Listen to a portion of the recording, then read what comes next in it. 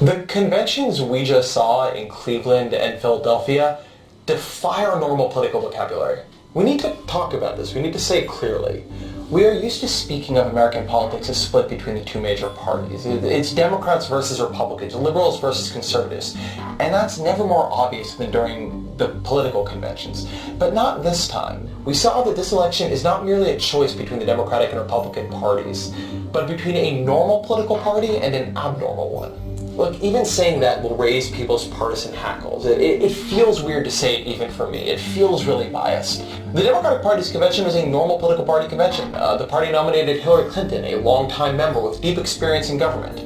Clinton was endorsed by Bernie Sanders, the runner-up in the primary. The sitting president, Barack Obama, spoke in favor of Hillary Clinton. The previous Democratic president, Bill Clinton, spoke in favor of Hillary Clinton. A lot of different Democratic luminaries gave speeches endorsing Clinton by name. I know Hillary! The assembled Democrats, they frequently criticized the other party's nominee, Donald Trump, arguing he would be a bad president and he should be defeated at the polls. Believe me! That is normal. Everything, if you were watching it, it was just, that's how a political convention goes. And then there was the Republican Party's convention. It was not a normal political party's convention. The party nominated Donald Trump, a new member with literally no experience in government.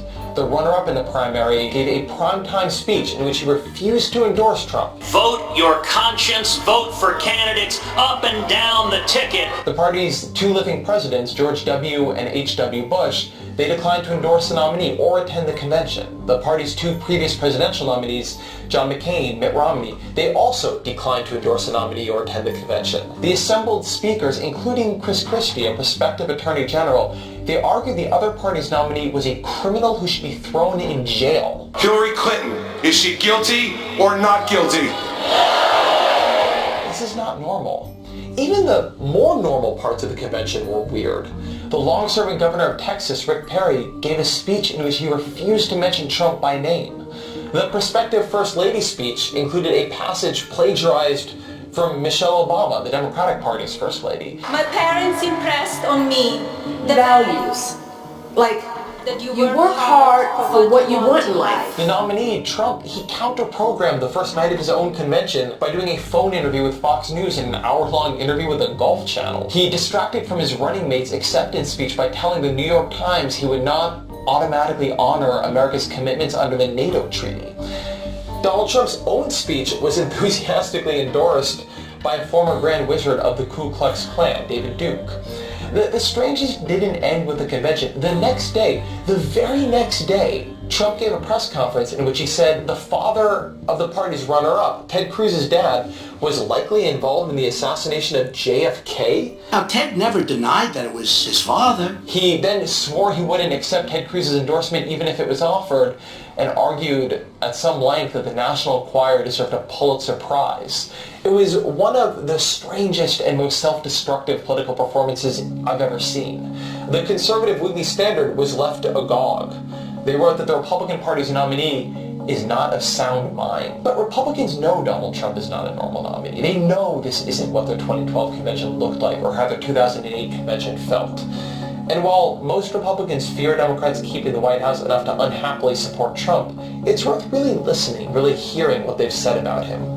Ted Cruz called Trump a pathological liar, utterly amoral, a narcissist at a level I don't think this country's ever seen. Rick Perry said Trump's candidacy was a cancer on conservatism, and it must be clearly diagnosed, excised, and discarded. The National Review, the flagship journal of American conservatism, said Trump was a menace to American conservatism who would take the work of generations and trample it underfoot in behalf of a populism as heedless and crude as Donald himself. Rand Paul said Trump is a delusional narcissist and an orange-faced windbag. He said a speck of dirt is way more qualified to be president. A list like this could go on and on, but here's the point.